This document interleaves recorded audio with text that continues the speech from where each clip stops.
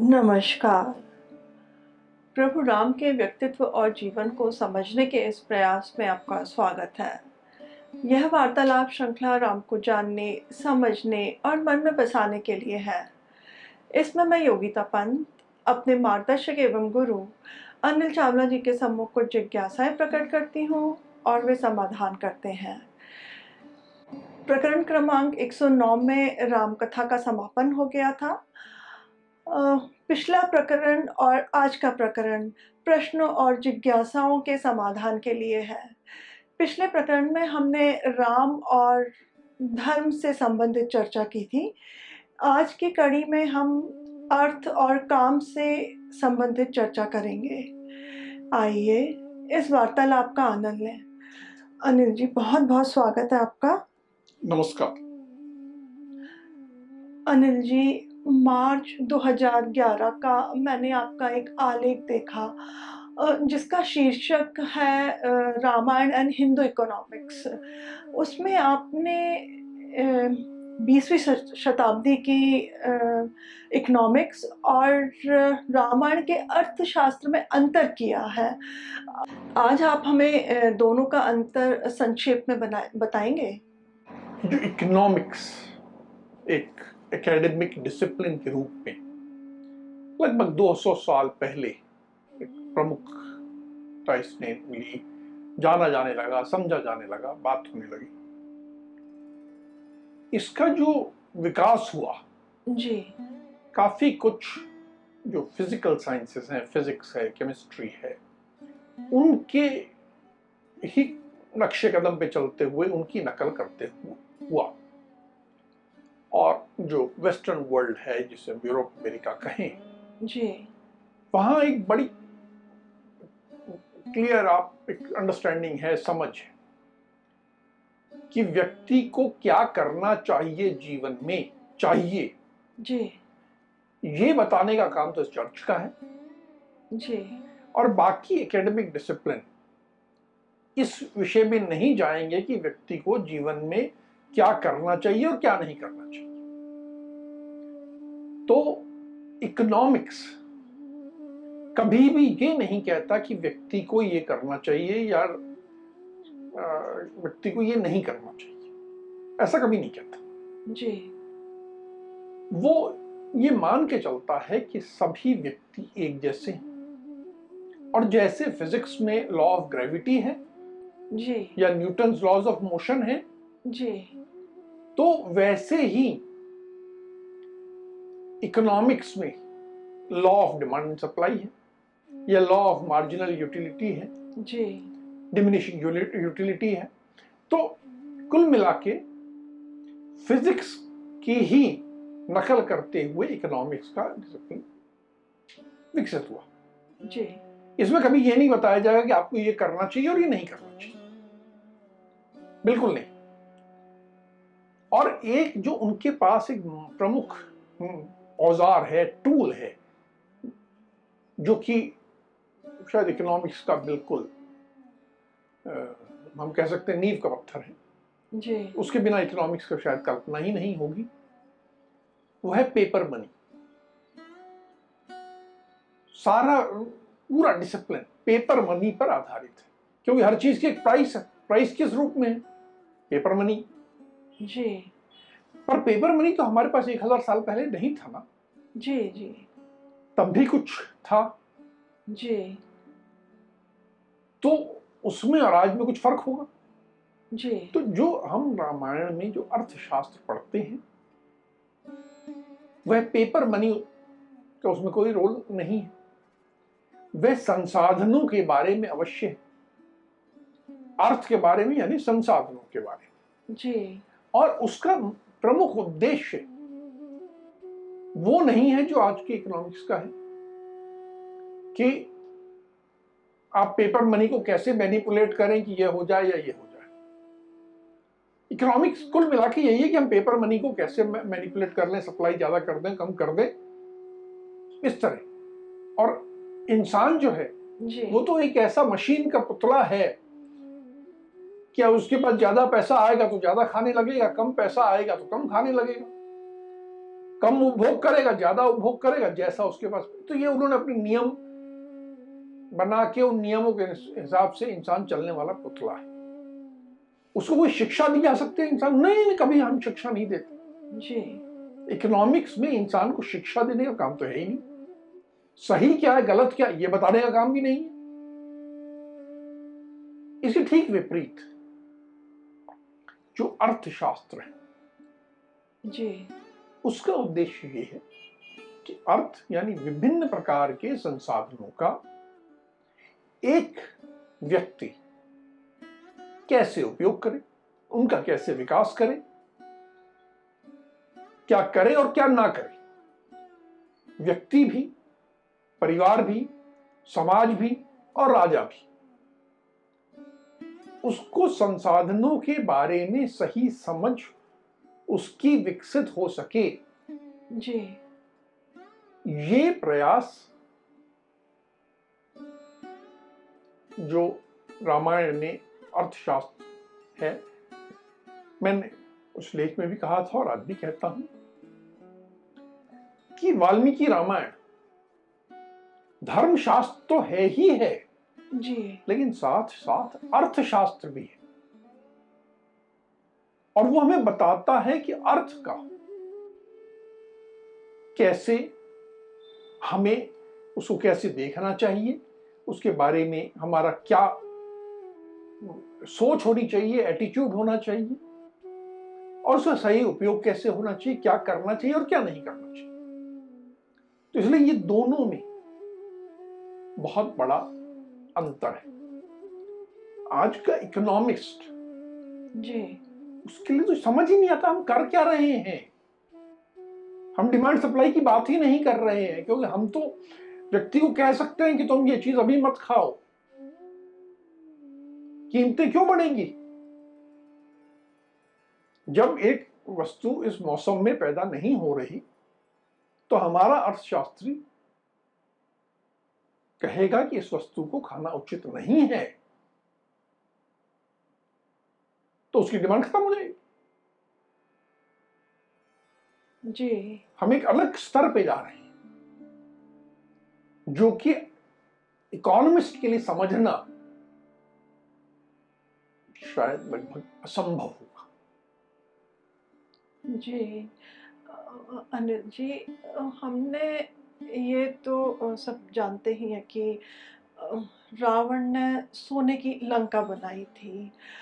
पर कहीं पे भी ऐसा उल्लेख नहीं आता है कि राम ने अयोध्या को सोने का बना दिया।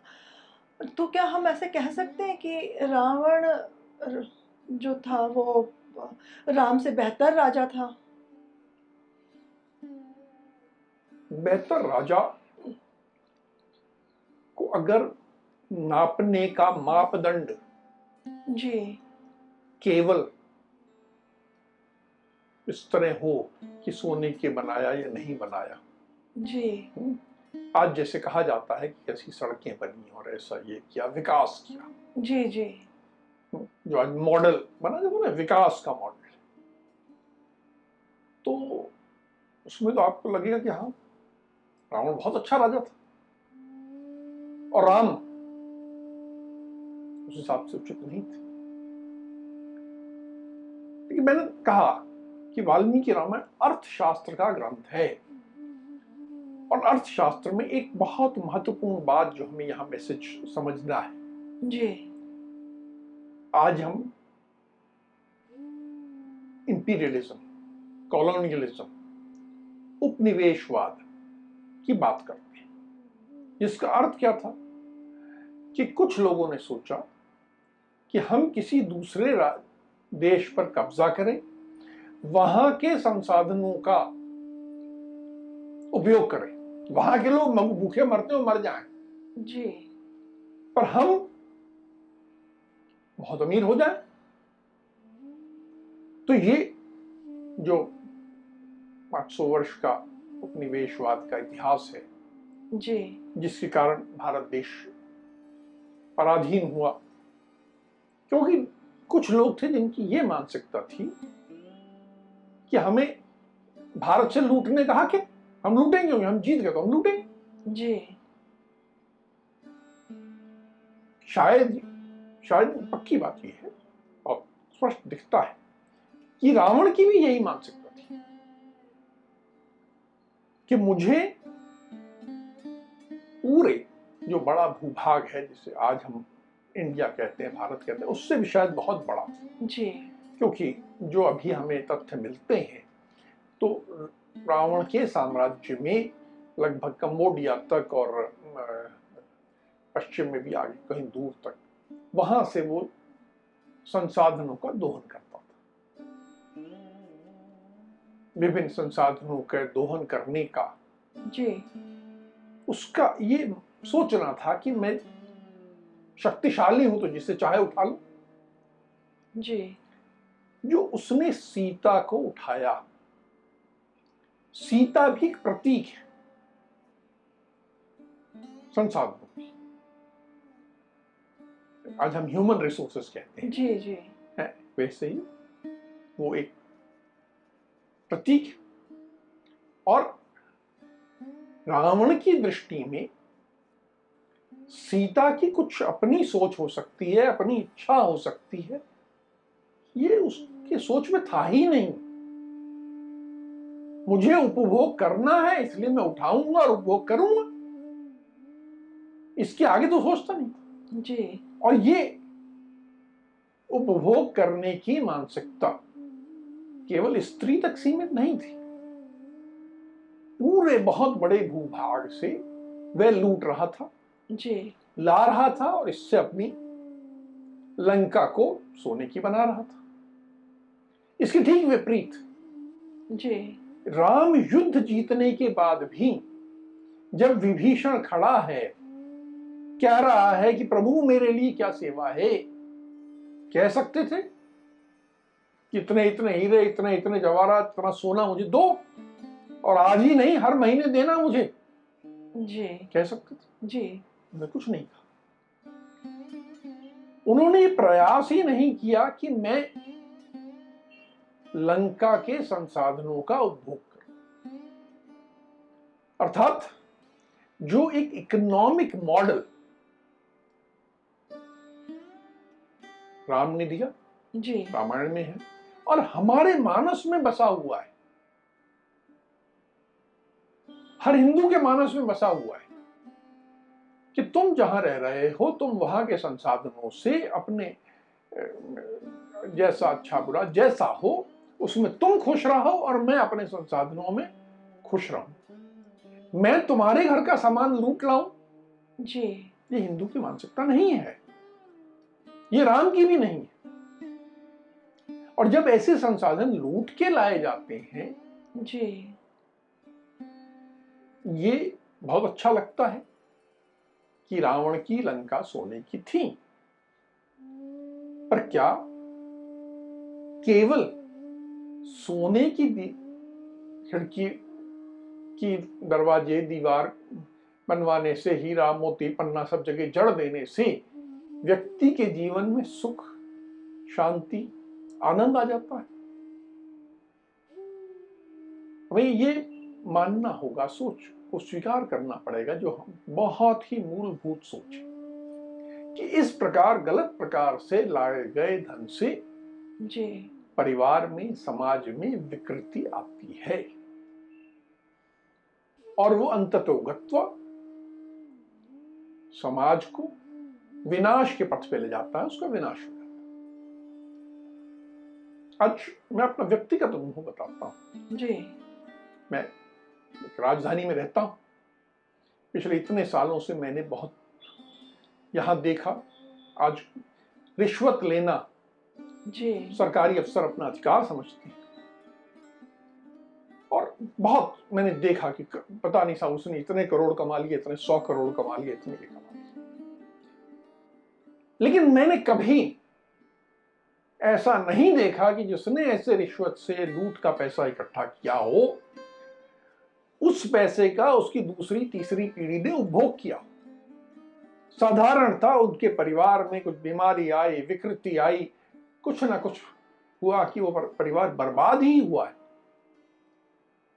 तो केवल आप अपना बंगला अच्छा बना लो, उसमें 1 एकड़ में आपका बंगला है, आप राजा की तरह हो, उसमें सब सोने चांदी के दरवाजे लगे हैं, आपका शायद टॉयलेट भी सोने का बना है, जी। उससे घर में सुख नहीं आता है। और राम के पीछे यदि हम चलते हैं तो हम अपने घर के टॉयलेट को सोने का बनाने की इच्छा लेके ना चलें, हम ये इच्छा लेके चलें कि मुझे संसाधन चाहिए, जी। संसाधनों से इनकार नहीं है, जी। अर्थ आवश्यक है, लेकिन ऐसा अर्थ आए मेरे पास जो धर्म के अधीन होके आए, जो मेरे घर में शुभता लाए, जो मेरे परिवार में आपसी संबंधों में शुभता लाए, हमारे यहाँ प्रेम बढ़े, सामंजस्य बने, कोई विकृति ना आए, मेरे परिवार में किसी भी प्रकार की शारीरिक मानसिक कोई विकृति ना आए, वो ज्यादा अच्छा है। जी। या कुछ समय के लिए मैं लोगों को दिखाता फिरूं कि साहब मेरे दीवारों पे भी सोना लगा है और मेरे दरवाजे के हैंडल भी सोने के बने हैं, तो निरर्थक है।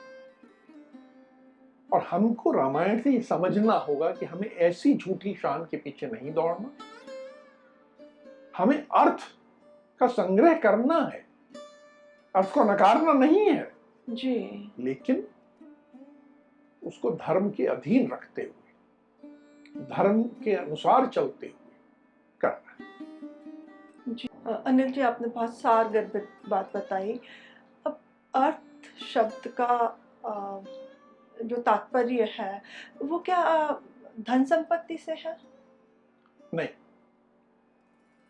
अर्थ शब्द जो है बहुत व्यापक है। अर्थ शब्द का अर्थ है संसाधन। जी। मुझे जीवन में कुछ भी कर्म करने के लिए, जीवन का सुख भोगने के लिए, कुछ भी धर्म करने के लिए संसाधन चाहिए। जी। अब इसमें सबसे पहला संसाधन क्या चाहिए मुझे? वो सबसे पहला संसाधन जो होता है वो व्यक्ति का स्वयं का शरीर है। जी। तन और मस्तिष्क, तन मन मस्तिष्क। जी। यदि किसी व्यक्ति को करोड़ों रुपए दे दिए जाए पर उसका मस्तिष्क की थोड़ी सी सेटिंग बिगड़ जाए तो क्या वो कुछ भी कर पाएगा? नहीं। सारे करोड़ों रुपए उसके लिए बेकार है, वो तो शायद अपना नाम भी भूल जाए। जी। सब कुछ ठीक है, उसके दोनों हाथ ठीक है, दोनों पैर ठीक है, सब ठीक है, लेकिन दिमाग में थोड़ी सी गड़बड़ हो गई कि वो सब भूल गए, तो उसके लिए करोड़ों रुपए किसी मतलब के नहीं है। जी। तो अर्थ जो सबसे पहला अर्थ चाहिए वे तन चाहिए, मस्तिष्क चाहिए, मन चाहिए। उसके बाद मनुष्य जो हमारे साथ है वो हमारे लिए अर्थ है। मेरा पुत्र, मेरी पत्नी, यदि कोई स्त्री है तो उसके लिए पति, मेरी पुत्र वधू और मेरी पुत्री भी। एक बार किसी श्रृंखला में मेरे पुत्र के साथ पुत्री का उल्लेख नहीं किया था तो एक दर्शक ने, महिला ने आपत्ति की थी जी। कि आपने पुत्री का उल्लेख नहीं किया। पुत्री तो है ही, हम कन्यादान करते हैं जी। क्योंकि वो एक अर्थ है। अब उसमें कई लोगों को आपत्ति हो जाती है, कहते हैं सब दान मतलब कि तो निर्जीव वस्तु समझ रहे हो आप। गलत सोच। केवल कन्या का दान नहीं होता, पुत्र का भी दान होता है। मैं एक उदाहरण देता हूं जिसमें पुत्र का दान किया गया।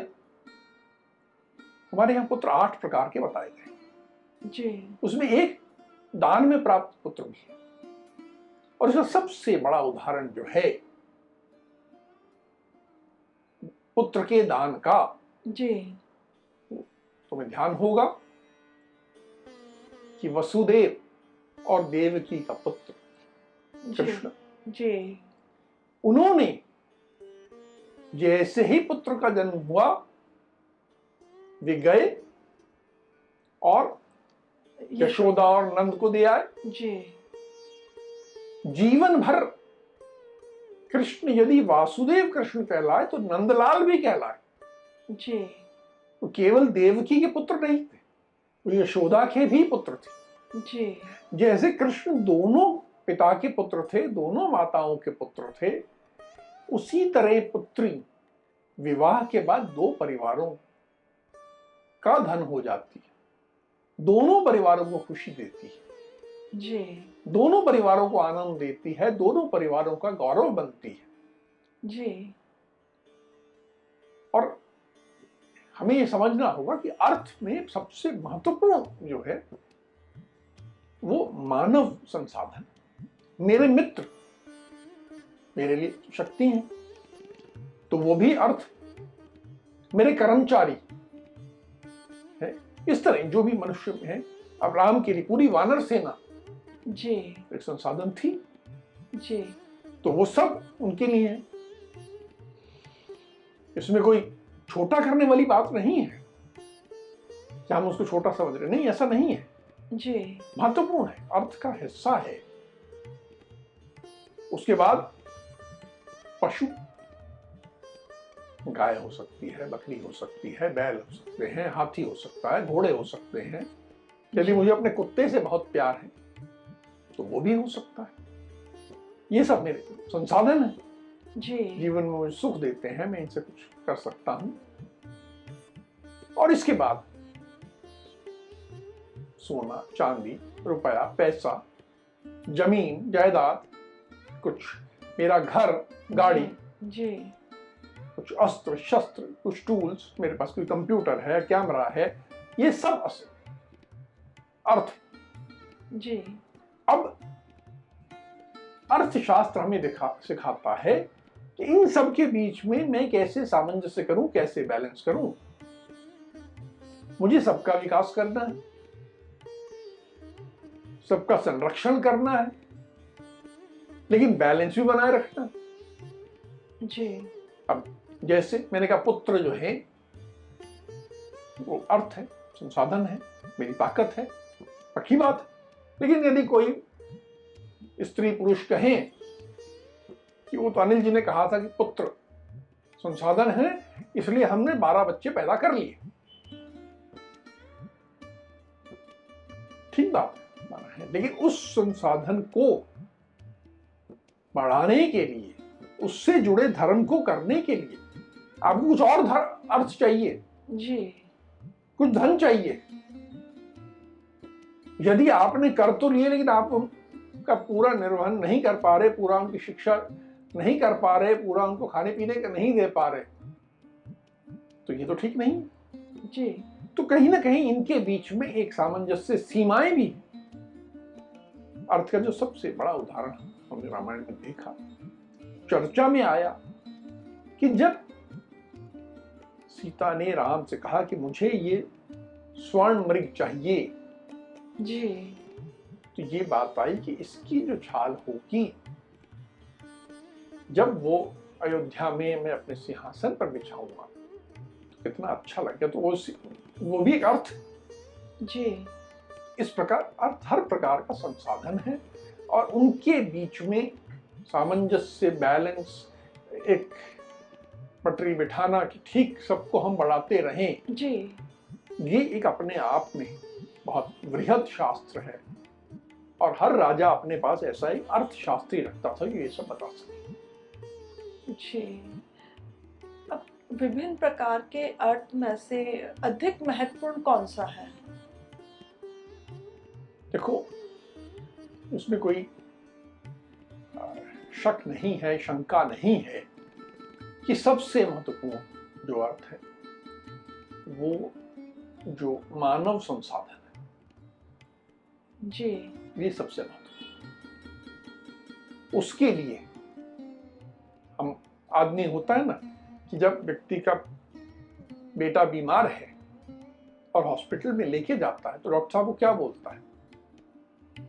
डॉक्टर साहब, पैसे की चिंता मत करना, मैं अपना मकान बेच दूंगा, लेकिन मेरे बेटे को बचा दो। क्यों? क्योंकि बेटा जो है वो मकान से ज्यादा महत्वपूर्ण है। तो कहीं ना कहीं जो मानव संसाधन है वो निर्जीव से ज्यादा महत्वपूर्ण है। जी। लेकिन इसका यह अर्थ नहीं कि वो बिल्कुल महत्वहीन है, क्योंकि इनको, जैसे मैंने उदाहरण दिया, आपने बच्चे कर लिए, उनके पालन पोषण के लिए आपको धन चाहिए। जी। तो कहीं ना कहीं उसमें अपने को एक बैलेंस बनाना, सामंजस्य बनाना, समझना ये आवश्यक है। और इसके लिए बहुत गहन सोच, उसके विशेषज्ञता, हमारे हिंदू धर्म में ऐसे विशेषज्ञ होना, और रामायण में भी उल्लेख आता है कि उस राजा के पास बहुत अच्छे अर्थशास्त्री हैं।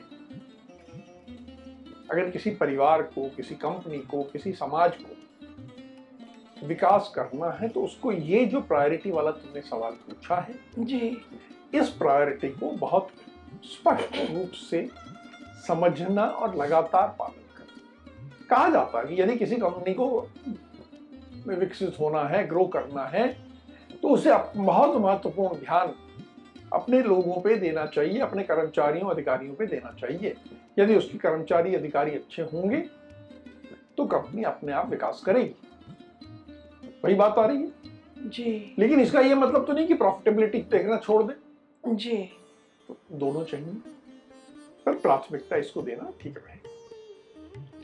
काम और क्रोध को नर्क का मार्ग बताया है, और हमने भजनों और प्रार्थनाओं में भी इससे मुक्ति की बात सुनी है।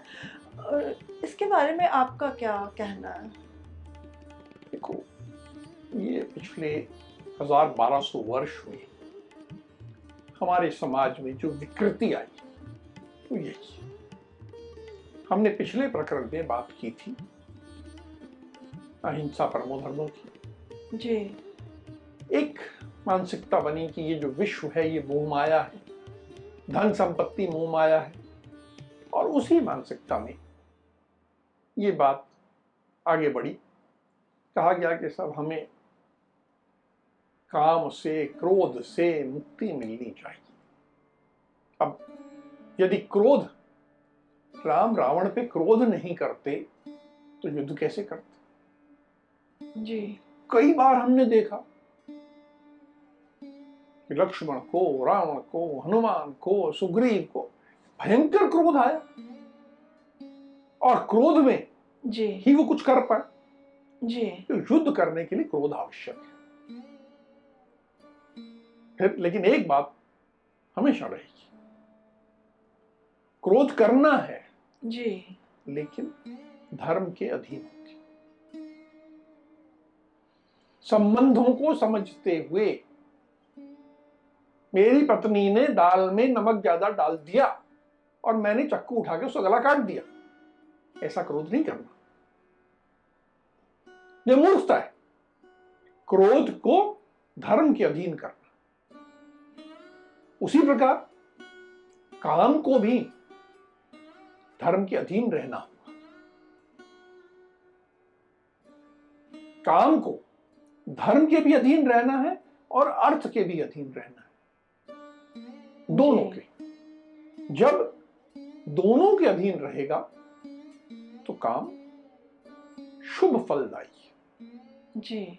हमने पिछली बार कहा था कि धर्म और अर्थ का फल है काम। जी। पर एक बात और भी है, फल तो है ही। जी। इस जीवन में समस्त उत्साह, समस्त रस जी। काम से आता है।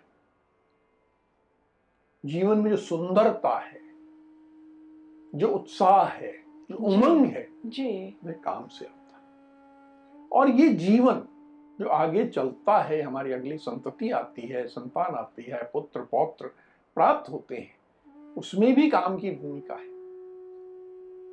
तो यदि कोई काम को नकारता है जी। तो विनाश के पथ पे जाता है। हाँ, धर्म अर्थ के अधीन रहता है तो ठीक है, लेकिन नकार देता है कि इसको बिल्कुल नकार दो, जी। तो ये विनाश का पथ है। चाहे व्यक्ति हो, चाहे परिवार हो, चाहे समाज हो, काम को नकारने वाला विनाश को आमंत्रित करता है। हमने ये जो विकृति पिछले 1000-1200 साल में अपने समाज में स्वीकार की, जी, उसी के कारण हम और तरह तरह से उलझते चले गए और हम विकृतियां आती गई। अनिल जी, काम को तो एक स्त्री पुरुष से जोड़कर देखा जाता है, तो इससे अलग हटकर के भी क्या हम काम को समझ सकते हैं? तो स्त्री पुरुष संबंधों में काम एक पहलू है। जी, हाँ, पर यह भी कहूंगा कि हमारे ग्रंथों में स्त्री पुरुष संबंधों को दो भागों में विभक्त किया गया। एक जिनमें काम आधार है और एक जिनमें काम बिल्कुल वर्जित है, जैसे भाई बहन का संबंध।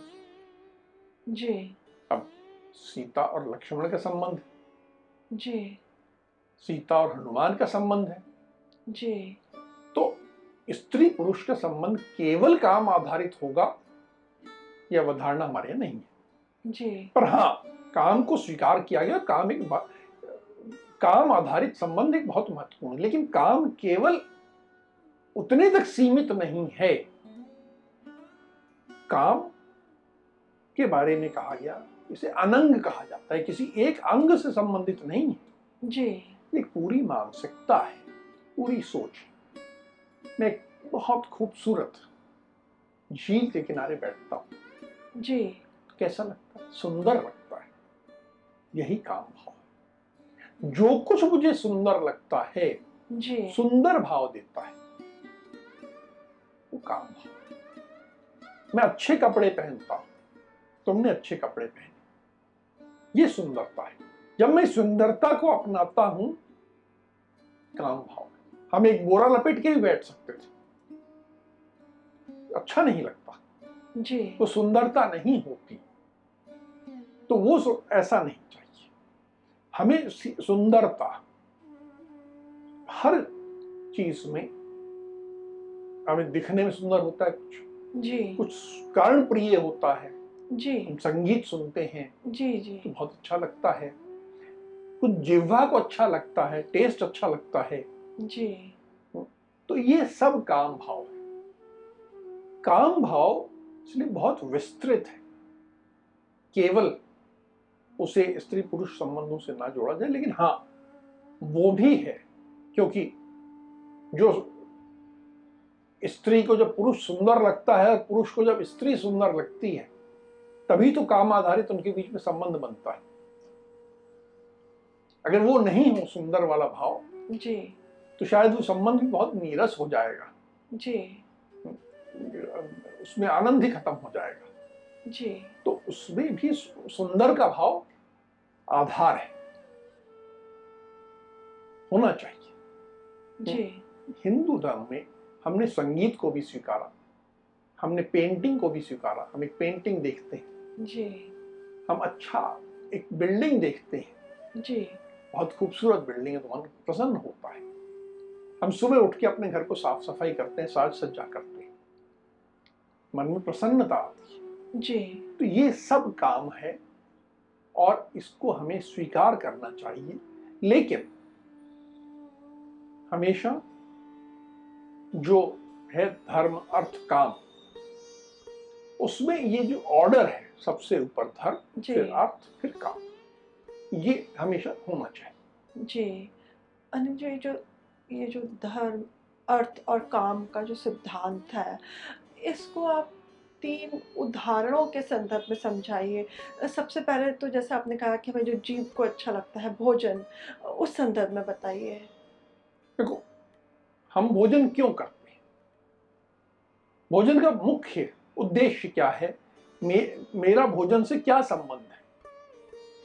तो भोजन का धर्म है कि वो मेरे शरीर के लिए, मेरे तन मन के लिए हितकारी हो। यदि भोजन हितकारी नहीं है मेरे शरीर के लिए, जी, तो वो कितना भी टेस्टी हो, सुस्वादु हो, मुझे नहीं खाना है।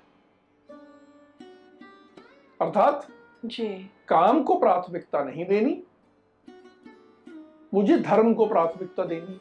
जी, आजकल मैं देखता हूँ बहुत से टीवी चैनल्स पे कुकरी शो आते हैं जी जी और उसमें कहा जाता है बार बार कहते हैं सब प्रेजेंटेशन बड़ा महत्वपूर्ण है, वो खाने को सजाते हैं, ऐसे सजाएंगे वैसे सजाएंगे। हमें इससे कोई आपत्ति नहीं, सजाइए, लेकिन वो प्राथमिकता नहीं हो सकती।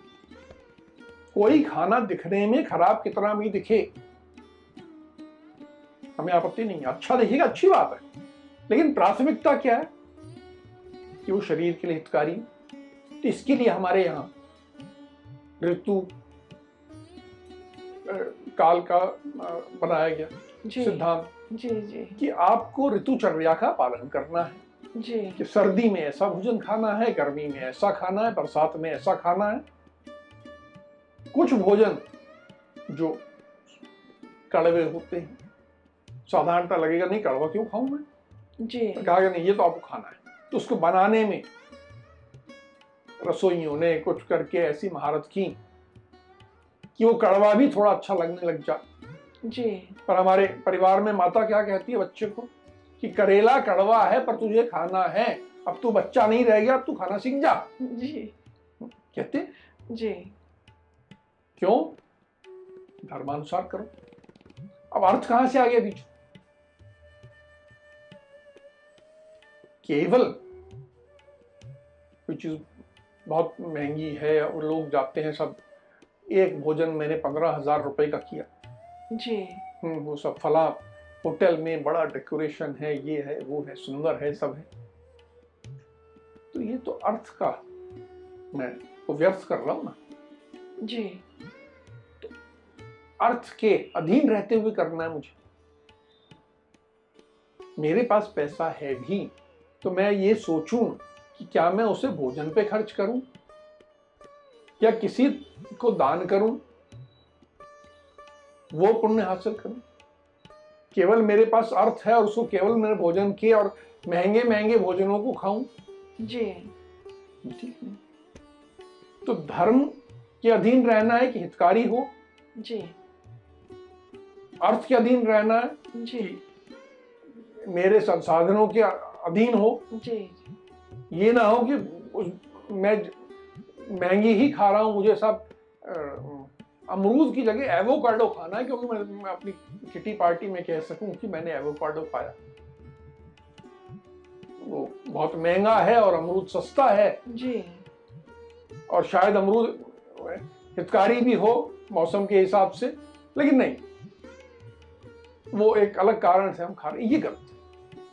तो धर्म अर्थ काम का जब हम भोजन के ऊपर इसको लगाते हैं इस सिद्धांत को, तो हमें ये मार्गदर्शन मिलता है जी कि हम ऋतु के अनुसार खाएं, अर्थ के अनुसार खाएं, जी और अच्छा लगे, जो स्वादिष्ट हो ये भी देख लें, कोई बात नहीं, पर ये सबसे आखिरी है। ऐसा ना हो कि हम स्वाद को सबसे ऊपर रख दें। जी है, मेरे को डायबिटीज है पर मुझे मीठा अच्छा लगता तो मैं मीठा खाऊंगा, ये स्वीकार नहीं, ये गलत।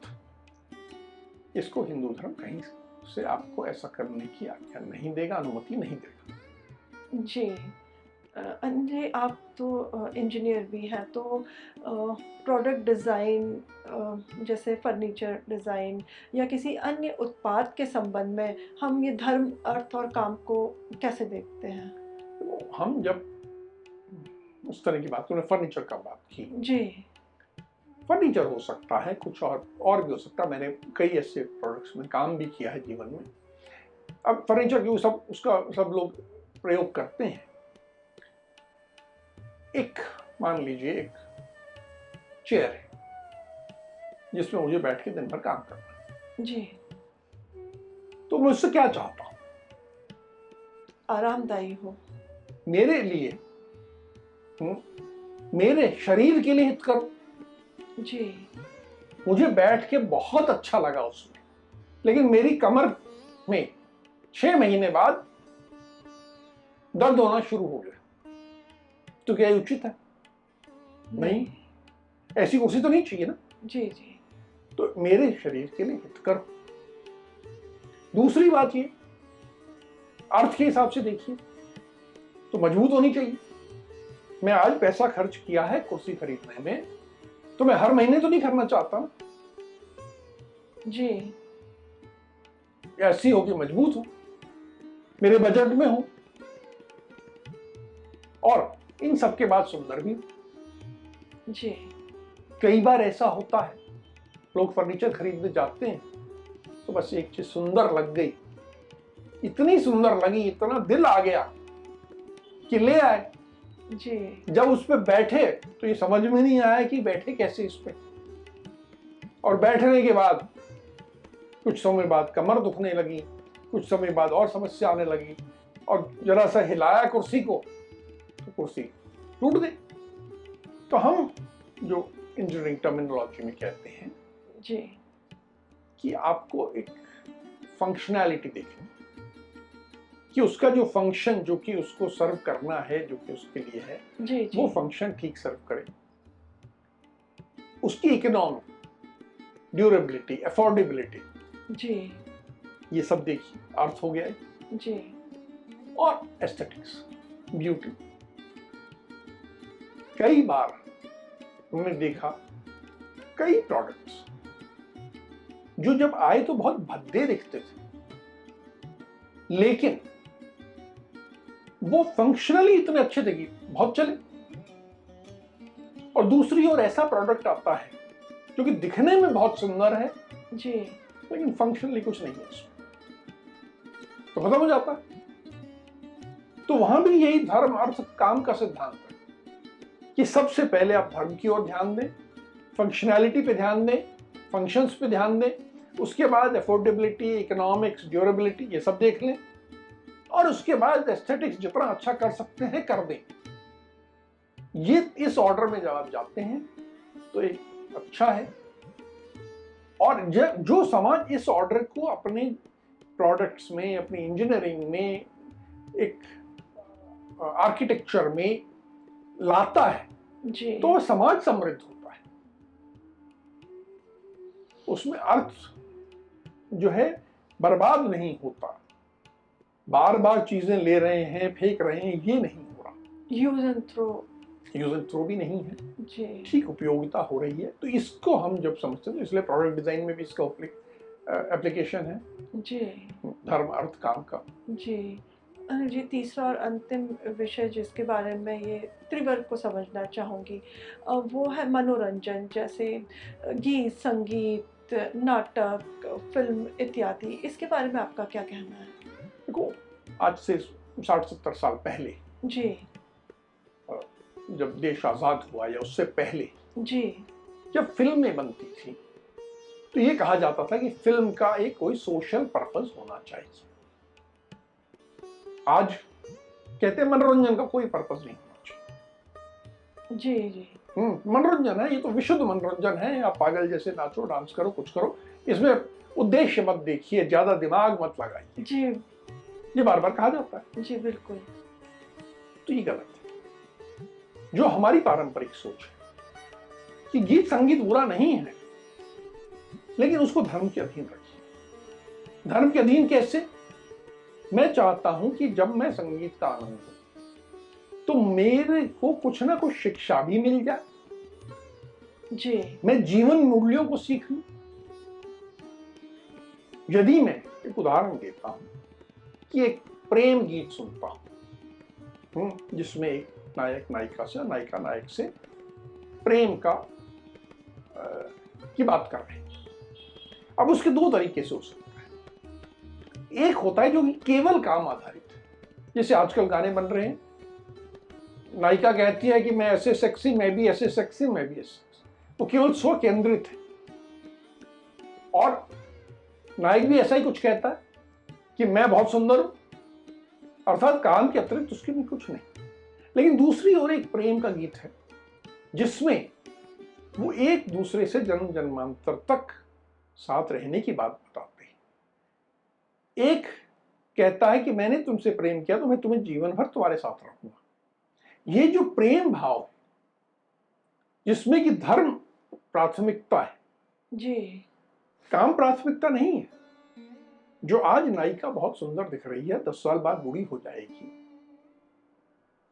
तो फिर ये बात समाप्त हो जानी चाहिए, काम वाली बात। जी लेकिन जो धर्म वाली बात हो तो चलती रहेगी। जी तो अगर संगीत ऐसा है जो कि धर्म को की ओर प्रेरित करता है, मानस को उस दिशा में ले जाता है, समाज की उन्नति की ओर ले जाता है, तो वो ज्यादा अच्छा है। तो हिंदू धर्म ने कभी गीत, संगीत, मनोरंजन, कला किसी का विरोध नहीं किया।